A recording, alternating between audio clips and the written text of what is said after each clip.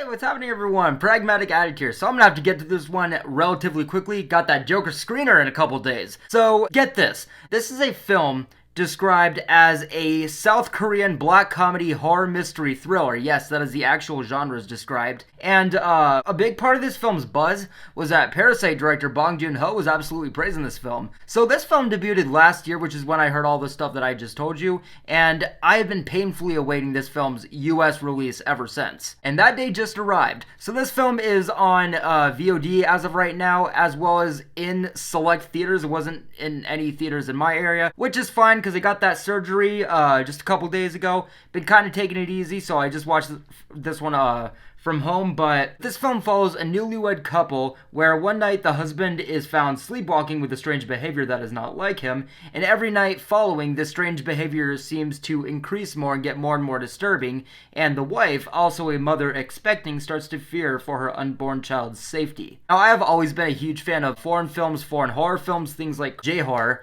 and this film's reviews, its particular praise, its absolutely unhinged buffet of genres, as well as that classic horror setting, that mystery of just sudden strange goings on during someone's sleep and you don't know why. The film's tagline has something of like, do you really know the person you sleep next to? Let alone newlyweds with a baby on the way. Yeah, I was kind of on this film's tail for the past year waiting for this film's release. And again, it just arrived here and I just watched it, so let's talk about Sleep. So first off, for a movie with like a solid 95 minutes with the solid classic horror story like I'd mentioned earlier, the movie does start out fast, but it feels appropriate. Again, it's a shorter runtime with an appropriately solid and pretty straightforward horror, like classic horror mystery premise. And I understand that a lot of horror movies tend to come out with a big kind of scare for the intro to get people wrapped in, settled, anticipating the movie. But for a movie like this that may or may not have to have too much lore and can put a lot of its creativity, its ideas, and maybe even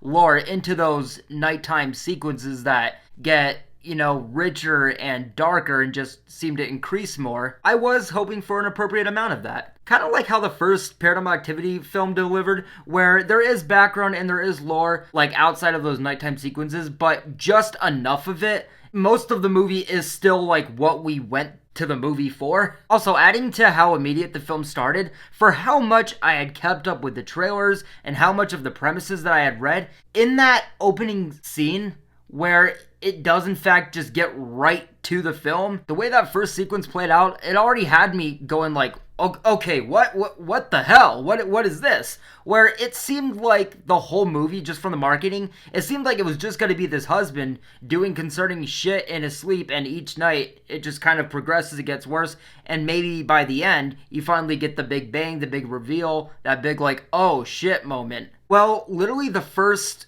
scene, that first sequence, that first night, the film starts out as you would expect from this film, but immediately you see that there may be something more at play. I just found that to be a really fun surprise reveal introduction, and what I really liked about this movie is that no matter how many premises I had read, how long I had followed this film, how many trailers I watched, I never knew what was coming, what to expect, because this isn't told in that traditional beginning, middle, and end sort of way. Nope, the movie starts, you see a husband doing some concerning shit in his sleep, you don't know why, there's no hint at anything specifically, you just know exactly what you're given in each moment. And like I had mentioned before about Paranormal Activity's fashion, this is a movie that sounds like it doesn't need to be rich in lore, isn't very long, it has a pretty straightforward horror story premise, and it really is that. Whenever the movie isn't centering on the nighttime scenes, it's all stuff hinting at that build-up. You'll meet neighbors of this couple that are hey,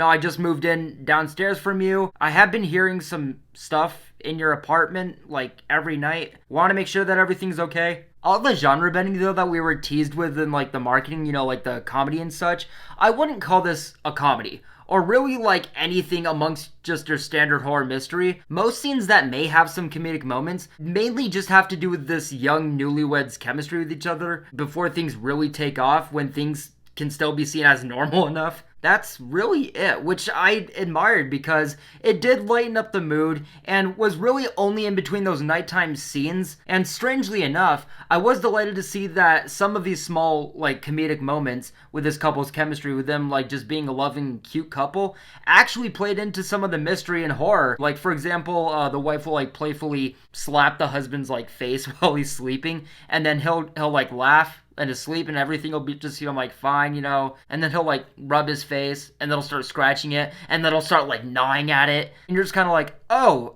okay, I guess something's happening here. What's going on here? And the lights will be on, the wife will be awake. Mysteries and scares happen when you're not always expecting them to. I also appreciated how much of a slow burn the movie kind of is. Again, this is not a movie that needed to be super deep with, like, storytelling or anything, but for what the storytelling is, especially when it's taking place during the day and not just focusing on those, like, scary night scenes, there may be very little keeping you on board. We're just kind of watching this couple be a couple during the day, live their lives, until those nighttime scenes where we're waiting for, whatever's gonna happen. And I'll be honest, there was a period where it just seemed to be this, and it wasn't really keeping me on board like I wish it would at times. And I had actually gotten to a point where I was like, okay, I want to start getting some clarity soon. And not to keep bringing up Paranormal Activity, but I was like, how are you not recording this? In case something bad does happen, for your safety, to show your husband in the morning all the things that he doesn't remember that people should not be doing.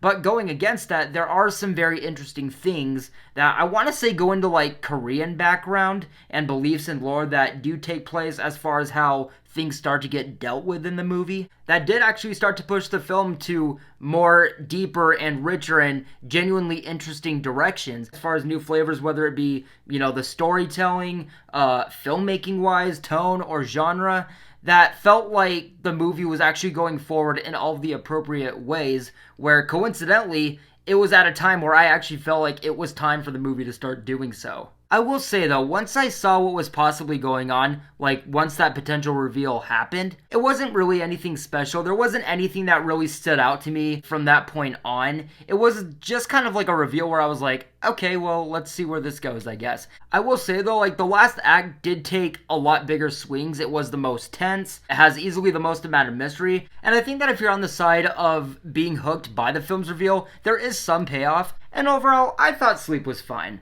So guys, those are going to do it for my thoughts on Sleep. This film did have a lot of buzz. I was waiting for it for a long time. It has gotten great reviews, and it is in select theaters. So if this is one that you do want to watch, you can watch it from home for a pretty cheap price. But yes, guys, with all that being said, that is going to do it for this review. In a couple days, I do again have a screener of Joker. I will be getting an early review out for that, so stay tuned. But with all that being said, guys, I'm going to wrap it up here. Thank you guys so much for watching, and I will see you in the next one very soon. Take care.